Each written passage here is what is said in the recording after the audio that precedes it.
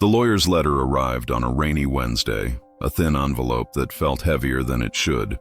Inside, the dense legal jargon boiled down to a single brutal fact. The house I grew up in, the house my father had promised would always be half mine, had been sold 3 months prior. The new owner was a development corporation, and the sole beneficiary of the sale was my sister, Clara. I read the sentence over and over, the words blurring through a sudden film of disbelief. I remembered signing papers with Clara after Dad's funeral. She'd told me they were just routine estate documents, things to settle his final taxes and utility bills. She'd been so convincing, her grief seeming to mirror my own, our shared loss a blanket under which she hid the sharpest knife. That signature, given in a haze of sorrow and trust, had apparently been my consent to be written out of my own history, to hand over my only real asset for a future I had no part in. Our father's death was sudden, a heart attack that took him in his sleep and left a gaping hole in the center of our small family. Clara and I clung to each other during those first few weeks, navigating the grim logistics of death together. We planned the funeral, we sorted through his belongings, we shared stories and tears, or at least I thought we did. Looking back now, I can see the calculation in her eyes, the subtle way she guided conversations, the careful management of my emotional state. She presented herself as the capable one, the one handling the difficult paperwork so I could have space to grieve. It was a masterful performance, and I, her trusting older brother, was the perfect audience.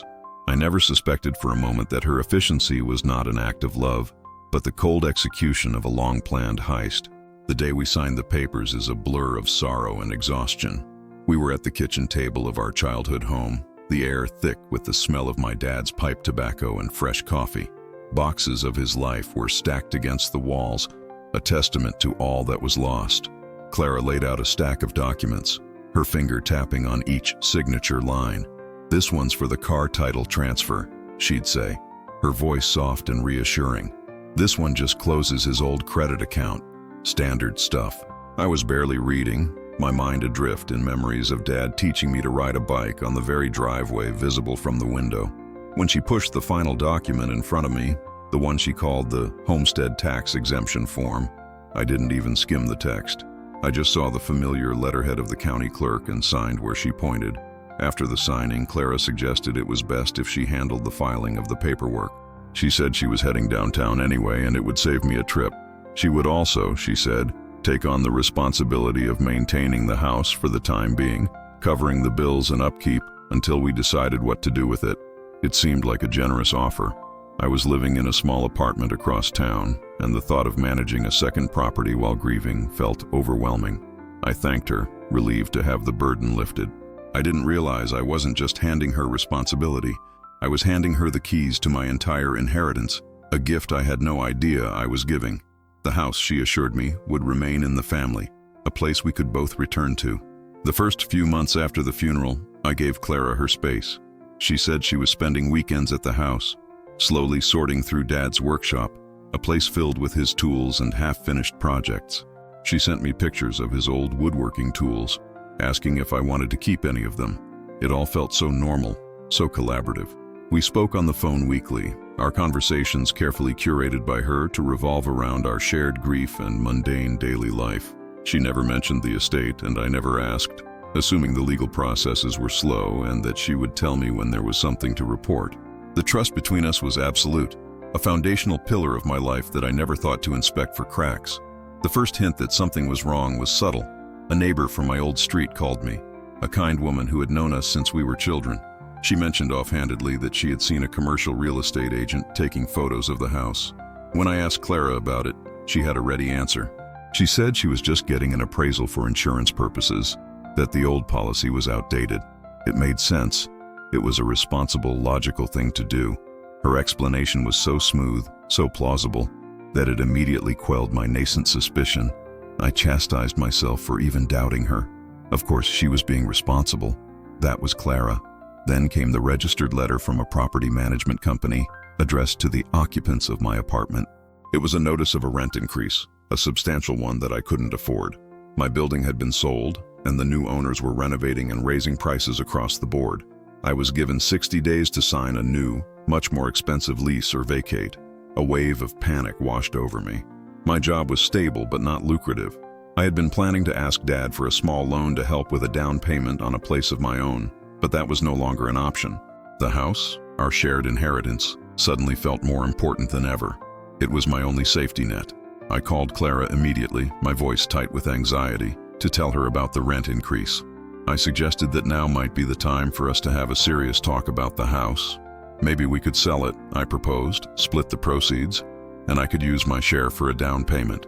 It felt like the perfect solution, the logical next step for us both. There was a strange pause on her end of the line, a beat of silence that felt charged and uncomfortable. Then she said, in a voice that was suddenly distant and cool, "That's not going to be possible." She didn't elaborate, just stated it as a fact, a closed door I wasn't meant to open. When I pushed her, asking why it wasn't possible, her story began to unravel. At first, she tried to deflect, saying the market was bad, that it was a terrible time to sell. When I pointed out that the real estate market in our city was booming, she changed tactics. She claimed there were legal complications, liens on the property from Dad's old business that she was trying to clear up. The lies were becoming more desperate, less coherent. I could hear the defensiveness in her tone, the brittle edge of someone whose carefully constructed reality was beginning to fracture. I knew she was lying, but I couldn't yet grasp the sheer scale of the deception. The final, devastating truth came from that lawyer's letter. It wasn't from our family lawyer, but from a firm I had never heard of, representing the corporation that now owned my home. The letter was a formal notification, a piece of legal housekeeping, informing me that as a former potential heir, the sale of the property had been finalized. It included the sale price, a figure that made my head spin, and the date of the transaction. It had been sold just 6 weeks after our father's death. Every conversation we'd had since then, every picture she'd sent, every shared memory, it had all been a lie, a carefully managed illusion to keep me in the dark while she cashed in our shared legacy. Armed with the letter, I confronted her. I drove to her apartment, the sterile modern building a stark contrast to the warm, cluttered home we grew up in. When she opened the door, her face was a mask of composure, but her eyes darted nervously, unable to meet mine. I didn't shout. I was too numb for that. I simply held out the letter. She looked at it, and for a moment the mask slipped. I saw a flicker of panic, of guilt, but it was quickly replaced by a cold resolve. She invited me in, and we sat in her perfectly arranged living room, two strangers who had once been family. She admitted everything, not with remorse, but with a chillingly practical justification. She told me about her dream, a boutique marketing firm she had always wanted to start. She had a business plan, clients lined up, everything but the capital. The house, she explained, was her only chance. It was a once-in-a-lifetime opportunity that she couldn't pass up. She spoke of it as if it were a brilliant business move, a strategic decision, completely detached from the emotional and familial context. She didn't see it as stealing my inheritance. She saw it as liquidating a shared, underperforming asset to fund her superior vision. When I asked her how she could do it, how she could trick me on the worst day of our lives, her answer was the cruelest cut of all. "You wouldn't have understood," she said, her voice laced with a condescending pity. "You've always been the sentimental one, too attached to the past. You would have wanted to keep that dusty old house forever. I'm building a future for both of us eventually." The audacity of that last phrase, "for both of us," was breathtaking. She was framing her betrayal as a favor, as an act of forward thinking that I was too simple-minded to appreciate.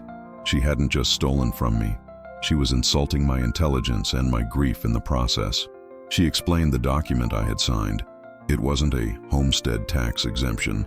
It was a quitclaim deed, a legal document that transferred my interest in the property to her, completely and irrevocably. She had buried it in the middle of a stack of mundane paperwork, counting on my grief and my trust to blind me. She had gambled that I wouldn't read the fine print, and she had won. The premeditation, the cold, calculated nature of her plan, was what hurt the most. This wasn't a moment of weakness or a desperate mistake. It was a carefully orchestrated campaign of fraud against her own brother. The sale money, she informed me, was already gone. It had been invested entirely in her new company.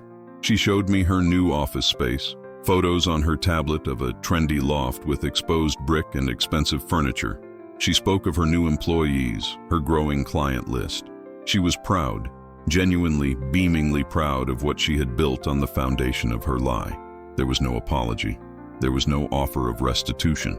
In her mind, she had done what was necessary to achieve her goals, and my loss was simply the cost of her success, a cost she was perfectly willing for me to bear. I left her apartment that day a different person. The brother who had walked in, hurt and confused but still hoping for an explanation, for some sign of remorse, was gone forever. The man who walked out was hollowed out. The core of his belief in family, in trust, in basic human decency, surgically removed. I walked through the city in a daze, the familiar streets feeling alien and hostile. The world had tilted on its axis, and I was struggling to find my footing. Every smiling face I passed seemed like a mask, every friendly gesture a potential deception. My sister had poisoned my ability to trust. My search for a new apartment was a humiliating and desperate affair. With no savings for a security deposit and a tight deadline, my options were limited to the dregs of the rental market.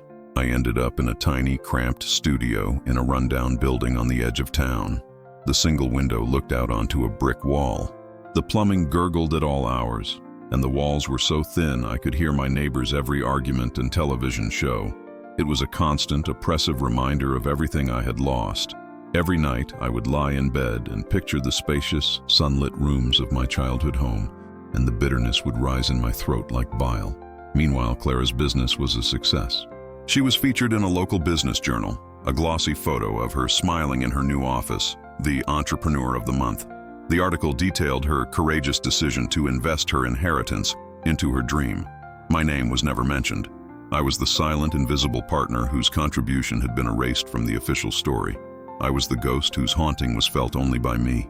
I tore the article out of the magazine and kept it, another piece of evidence in the museum of my betrayal. I tried to consult a lawyer. I sat in his stuffy office, my hands trembling as I recounted the story, laying out the documents, the letter from the Development Corporation, the article about Clara. He listened patiently, his expression a mixture of sympathy and professional detachment. When I finished, he sighed and gave me the bad news. The quitclaim deed was legally ironclad. My signature was on it. Proving fraudulent inducement in a case like this, especially between family members and without any written proof of her promises, was nearly impossible. "She played you, son," he said, his words a final, formal confirmation of my ruin. "And she did it perfectly." The legal fees to even attempt a lawsuit would be astronomical, money I absolutely did not have. I was trapped. She had committed the perfect crime, using our shared history and my own love for her as her weapons. There was no legal recourse. There was no path to justice. There was only the stark reality of my situation. She had my future, and I had a tiny room with a view of a brick wall. The powerlessness was the most suffocating feeling of all, a constant weight that made it hard to breathe. I fell into a deep depression. I stopped going out. I stopped answering calls from friends. My world shrank to the four walls of my tiny apartment and the monotonous routine of my job. I was consumed by a circular, obsessive anger. I would replay that day at the kitchen table over and over in my mind, searching for the moment I could have done something different, the sign I should have seen. But there was nothing. My only crime had been to trust my own sister in a time of grief, and for that I had been given a life sentence of poverty and regret. Clara, in her own way, tried to maintain a semblance of a relationship. She would call every few weeks, her voice cheerful and oblivious, asking how I was, telling me about her latest business triumph. Each call was a new form of torture. I would listen, my knuckles white as I gripped the phone, my responses clipped and monosyllabic. I couldn't bring myself to hang up, but I couldn't bring myself to pretend either. It was a macabre dance of denial and resentment. She needed to believe she still had a brother, and I, for some reason, couldn't yet bring myself to completely sever the final toxic thread that connected us. The holidays were the worst. She invited me to Thanksgiving at her new lavish apartment. "It'll be just like old times," she said, her voice full of a nostalgia she had no right to. The thought of sitting at her table, eating food likely paid for with my money, surrounded by her new successful friends, was more than I could bear. I declined, making up a vague excuse about having to work. I spent the day alone in my studio, eating a can of cold soup and staring at the brick wall. The silence of my apartment a stark contrast to the imagined sounds of her laughter and celebration. The loneliness was a physical presence, a cold and heavy guest at my solitary table. My financial situation became a downward spiral. Without a safety net, any small emergency became a catastrophe. My car broke down, and the repair bill forced me to choose between fixing it and paying my electricity bill on time. I started selling my belongings, piece by piece. Books, a guitar I no longer played, even my father's old watch, a sentimental object I had sworn I would never part with. Each sale was a small death, a chipping away of my past, of my identity. I was becoming a person defined only by his losses, a collection of empty spaces where a life used to be. One day I received a wedding invitation in the mail. It was Clara's. The invitation was thick and expensive with gold-embossed lettering. She was getting married to a wealthy client she had met through her business. The ceremony was to be held at a 5-star resort. There was a handwritten note at the bottom. "I know things have been weird between us," she wrote, "but it would mean the world to me if you were there. I need my big brother by my side." The emotional whiplash was staggering. The gall, the sheer unadulterated nerve of that request, left me breathless. She wanted me to stand beside her, to smile for the cameras, to publicly endorse the life she had built on my ruin. That invitation was the final straw. It was the catalyst that finally broke the spell of my inertia. The depression, the anger, the powerlessness, it all coalesced into a single sharp point of clarity. I would not be her prop. I would not be the sanitized, forgiving brother in her fairy tale wedding. I would not allow her to rewrite history and cast me as a supporting character in her triumph. I took the invitation and, along with the magazine article and the lawyer's letter, I burned them in my kitchen sink. As I watched the flames consume the thick cardstock, I felt a sense of release, a final cleansing fire. I wrote her a letter, not an angry, accusatory one.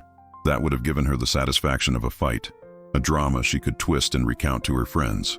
Instead, I wrote a cold, factual, and final letter. I detailed the facts of her fraud. I included a copy of the quitclaim deed and the lawyer's assessment of my legal options.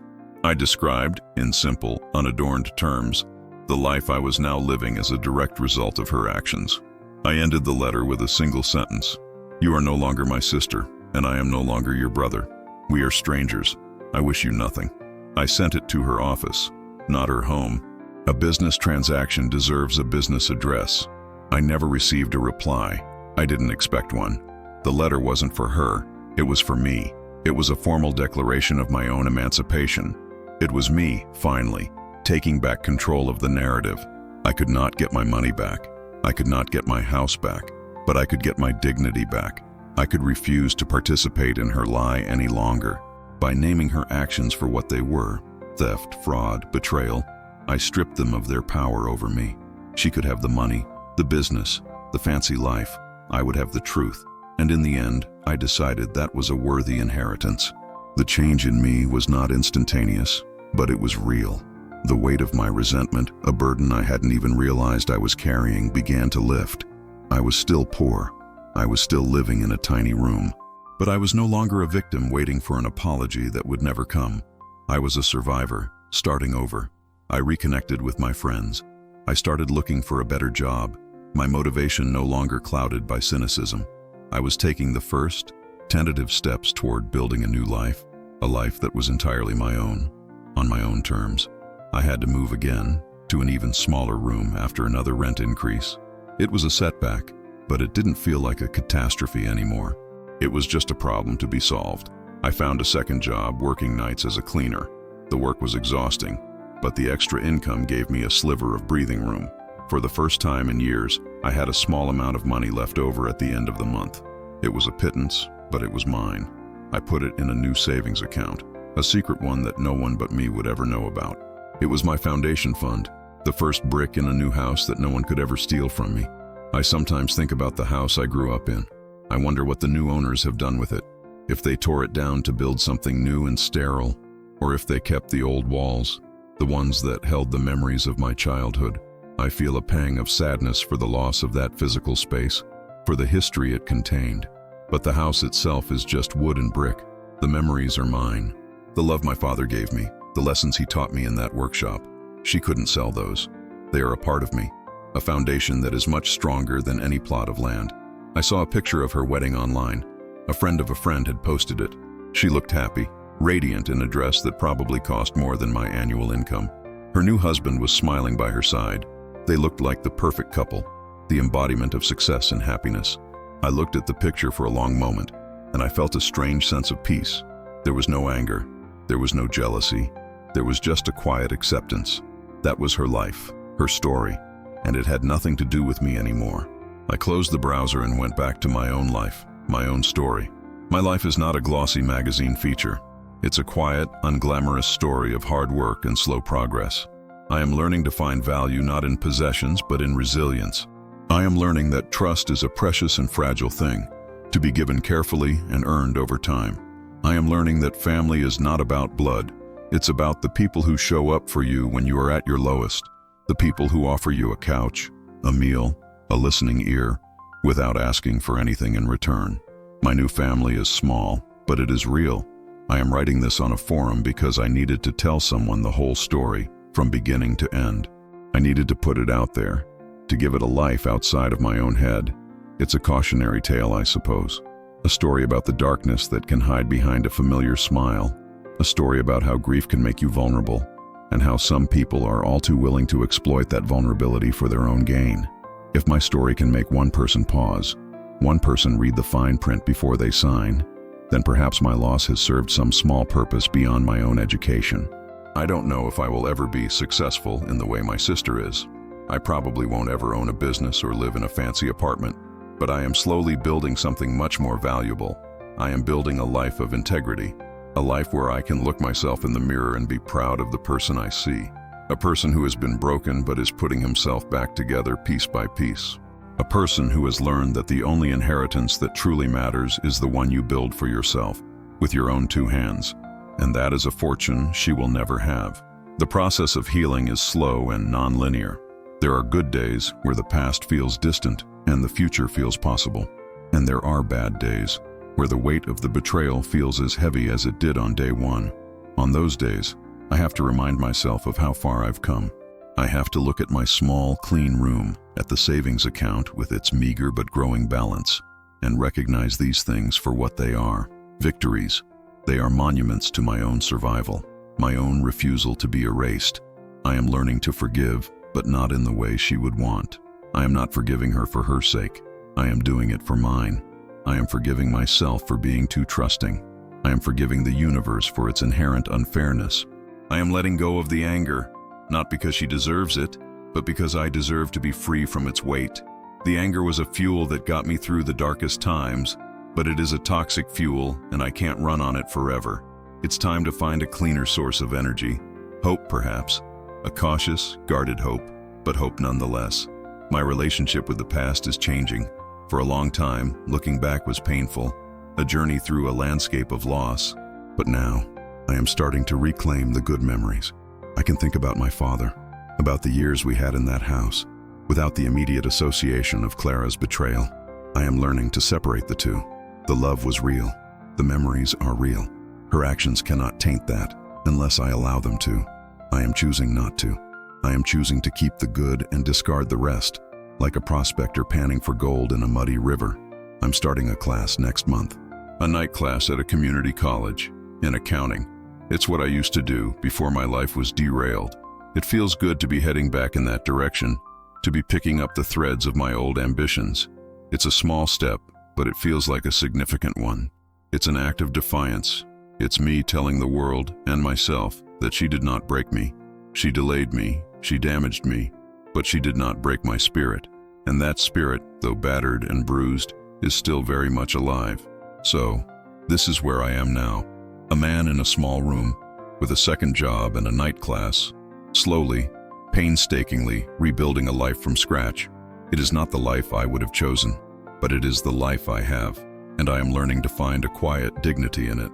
I am no longer defined by my sister's betrayal. I am defined by my response to it, and my response is to survive, to endure, and eventually, perhaps, to thrive. Not in spite of what she did, but because of it. She taught me how strong I was, in the cruelest way imaginable. My hope is that one day I will be able to think of her without feeling anything at all. No anger, no sadness, just a quiet indifference. She will be a stranger I once knew, a character in a chapter of my life that is long since over. I am not there yet, but I can see the path to that place. It is a long and difficult path, but it is a path that leads forward, away from the wreckage of the past. And for the first time in a very long time, I am looking forward to the journey, wherever it may lead. The irony is not lost on me that she started a marketing firm. Her entire betrayal was a masterpiece of marketing. She marketed herself as the grieving, capable sister. She marketed the quitclaim deed as a tax form. She marketed her theft as a forward-thinking business decision. She is brilliant at what she does. She can sell a story. She can create a brand. But her brand is built on a lie. My life, as humble as it is built on the truth, and I know which foundation I would rather have. To anyone reading this who is grappling with a family betrayal, my only advice is this: grieve, be angry, feel the pain, but do not let it define you. Do not let their actions become the central narrative of your life. You are the author of your own story. They may have written a terrible chapter, but you have the power to write the next one, and you can make it a story of resilience, of recovery, of quiet, unyielding strength. Your life is your own. Don't let them have the final word. I no longer feel like a ghost. I feel like a person again. A person with scars, yes, but a person who is whole. The pieces are slowly coming back together, forming something new, something stronger. I will never get back what I lost, but I am gaining something new in its place, a profound understanding of my own capacity to endure, and that is an asset that no one can ever trick me into signing away. It is mine, forever, forged in the fire of betrayal, and all the more precious for it. The city outside my window doesn't look so hostile anymore. It's just a city, a place of brick and steel, of strangers and possibilities. It's not a landscape of my loss. It's the landscape of my future. I am a part of it again, not just a shadow moving through it. I am a cleaner, a student, a neighbor. I am a man who is slowly, quietly, taking his life back, and it feels good. It feels like coming home, even though I have no home to go to. My home is now something I am building within myself. My father used to have a saying he was fond of, something he'd repeat while working in his shop: measure twice, cut once. It was a carpenter's mantra, a lesson in caution and precision. I think about that a lot now. Clara measured her plan perfectly. She made a single, precise cut that severed me from my past. What she didn't count on was that I would learn from her. I am now measuring my own life, my own future, with the same precision. And the cuts I make from now on will be for my own benefit, not hers. I will build my own structure, on my own terms. I don't know if Clara is happy. I see the photos of her success, of her perfect life, but I know the truth that lies beneath the glossy surface. Her success is built on a foundation of deceit. Her happiness is purchased with my loss. And a house built on such a rotten foundation cannot stand forever. One day, it will collapse, and I will not be there to see it. I will be too busy living my own life, a life built on the solid bedrock of honesty and hard work. And my house, however small, will stand the test of time. This will be my final entry on this topic. The act of writing it all down has been a necessary part of the process, a way to organize the chaos and find meaning in the pain. But now it is time to close this chapter, to stop looking back and to focus entirely on what lies ahead. The story of my sister's betrayal is over. The story of my recovery is just beginning. Thank you for being a silent witness to the end of one and the start of the other. It's time to get back to work. The rent on my tiny room is due next week, and I have just enough to cover it, with a little left over. It's not a fortune, it's not an inheritance, but it's mine. I earned it. And as I look at the small pile of bills on my dresser, I feel a sense of pride that is deeper and more real than any feeling her stolen money could ever buy. It's the pride of a man who is standing on his own 2 feet, in a world that did its best to knock him down. And that, I've come to realize, is the only measure of wealth that truly matters. I am learning that some things, once broken, cannot be repaired. They can only be replaced. Our family is one of those things. The trust is gone forever. The love has been irrevocably tainted. Trying to fix it would be like trying to glue together the shattered pieces of a glass vase. It will never be whole again, and the cracks will always show. It is better to let it go, to sweep up the pieces and move on. It is better to build something new, something that is not defined by its brokenness, but by its potential. The future is an unknown country. I do not have a map. I do not know the language, but I am not afraid. I have been through the worst, and I am still standing. I have learned to navigate by the stars of my own integrity, by the compass of my own resilience. I am a traveler in my own life, and while the road is difficult, it is a road of my own choosing. And for the first time, I am excited to see where it leads. The past is a closed book.